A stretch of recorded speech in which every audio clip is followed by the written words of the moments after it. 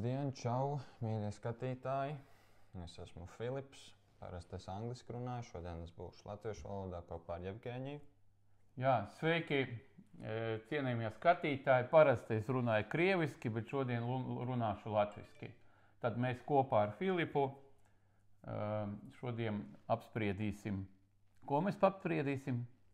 Tātad kopīgā tēma ir ticība un šaubas, un mums būs 3 tādi galvenie etapi. Šodien pirmais ir caur Dieva vārdu parādīt ticības svarīgumu.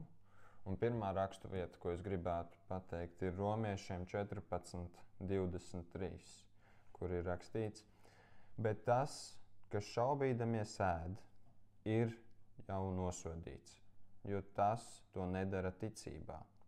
Bet viss, kas nenāk no ticības, ir grēks. Jevgeņija, lūdzu, izskaidro mums, ko mēs nevaram ēst bez ticības. Pirmkārt, ko es gribēju pateikt, ja, tas piemērs, ko Pāvels mums pateica, ja, viņš ir saistīts patiešām ar vienu tur situāciju, ja, kad cilvēki strīdējās, ko ēst un ko neēst. Ja? Tieši tas konteksts, ja? Jo mums tomēr Bībeli lasot, mums jālasa konteksts, neizraujot kaut kādu pantu. Tas ir pirmā tāda gudrība katram, kas grib zināt Dievu vārdu un Dieva raksturu. Ja? Ko ēst, ko neēst. Bet tas ir tāds visprimitīvākais piemērs arī tā ēšana, ja? Bet mūsu dzīve ir pilna ar visādiem izaicinājumiem, visādām rīcībām, naudas pelnīšana, izklaidēšana, laika pavadīšana, ja? Un kad mēs kaut ko mēģinam darīt savā dzīvē un šaubamies, un tas ir tas grēks, ja? It kā tev piespiež kaut ko izdarīt, tur vecāki kaut ko pasaka, izdarīt to, ej mācies, un negribās, ja? Un ir tas grēks ir tajā, ka tā šauba, ja? Vai es pareizi daru, vai man tas vispār ir vajadzīgs, vai ko jūs tur piesienāties pie manīm, es darīšu to, ko es gribu, un tā šauba, vai man iznāks, vai neiznāk, vai pagājušo reizi es jau mēģināju, bet man neiznāca. Un tas ir pēc savas būtības grēks. Iznāca paskaidrot. Tu tā kā domā, tā ir tā kā tu neusticies Dievam. Un kad tu netici, ka viņš caur tevi var darīt brīnumus un veidot pasauli labāk, jo mums ir rakstīts klausīt vecākus, un tev liekas, labi, bet ja es nepaklausīšu, kas mainīsies, es taču esmu maziņš, tur nekam nevajadzīgs puika vai meitene, vai ne? Bet Dievs tā nedomā, un tev nav nekādas tiesības domāt citādāk par sevi, kā visu varenais Dievs. Tā es to sapratu. Tas, Jā, īstenībā es tā klausos arī tevi, tu vēl vienu tādu vektoru atvēri, tad man liekas, te bezgalīgi var runāt par šaubām, ticību, neticību, varbūt, lai iet tālāk tādu kopsavilkumu, kuru vēlreiz tā paskaidrot. Ja? Tā šaubu dzīvība, nevis īpaši, man liekas, kā jauniešiem, pusaudžiem, nevis dzēršana ir grēks, nevis meitenes, nevis tiekšana pēc naudas ir grēks. Grēks ir visu šito iegūt bez Dieva. Grēks ir tā neticība Dievam, ka viņš var jums visu to iedot savā laikā. Ja mēs runājam par meitenēm, savā laikā.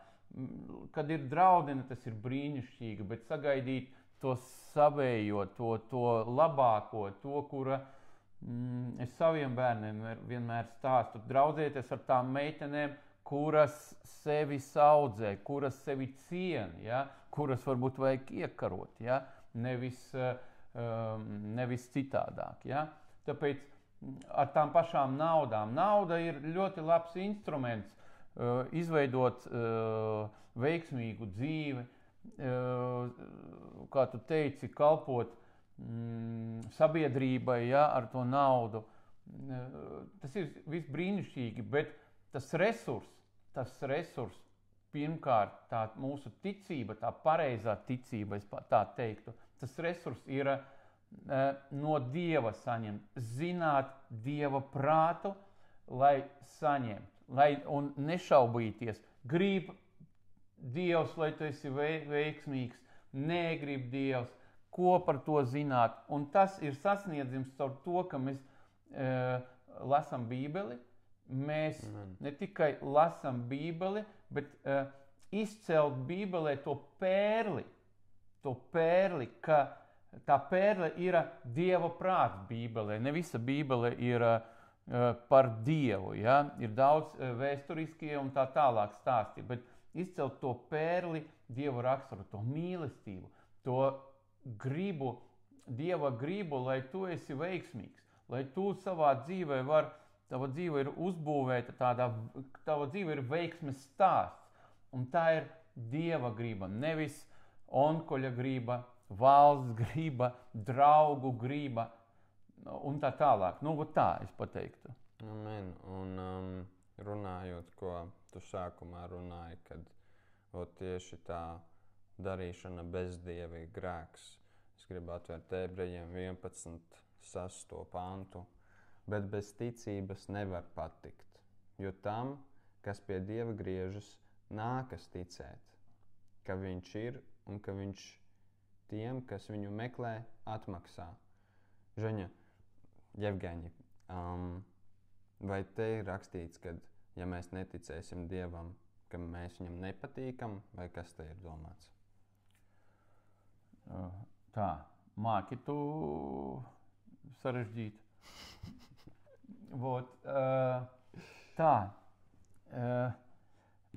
Mēs zinām kopumā, ka Dieva raksturs ir mīlestība, ja? Un viņš, kad mēs bijām grēcinieki, viņš atdeva savu dēlu, lai mēs būtu izpirkti no grēka, ja? Un tā Dieva mīlestības izpausme, viņa ir tāda, ja? Un tā Dieva mīlestība ir, ziniet, es tādu piemēru, tomēr, piemēram, stikls, ja? Jebkāds loks, es viņu varu tur spļaut, es varu, biezeni kartupeļu mest viņā, viņš nepaliek, viņš nepārstāja būt par stiklu. Tas pats arī tā Dieva būtība, ja? Mēs varam, ko gribam domāt par Jēzu, viņš paliek mīlestība. Amen. Dievs paliek un vienmēr ir mīlestība. Ko Pāvils domāja šeit, kad mēs nepiekrītam tai mīlestības būtībai, būtnei, un nepiekrītam tam, ka mēs esam mīlēti, ja? Ka mums nav jēgas šaubīties, mums nav visu laiku uzsvert, būs, nebūs, būt tajā neticībā, tad nestrādās tas Dieva raksturs. Es vēlreiz atkārtošu, ja, ka